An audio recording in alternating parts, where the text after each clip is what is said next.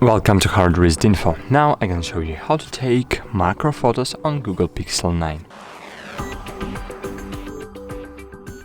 To do that, you should open Camera, and if you have Pixel Pro, you can enable 3+, 5+ mode, and then take macro photos in this way.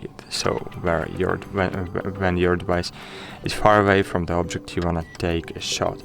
But there is a different way to take a shot, like how to do that on any device with micro space between devices, and even with Pixel 9 without Pro.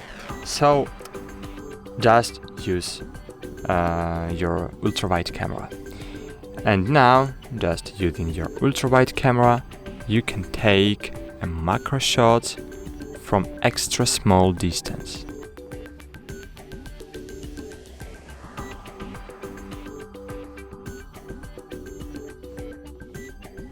As you can see right now, the space between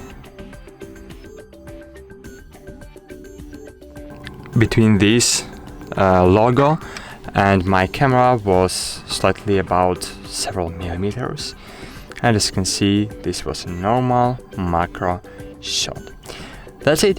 Thanks for watching, like this video, and bye. See you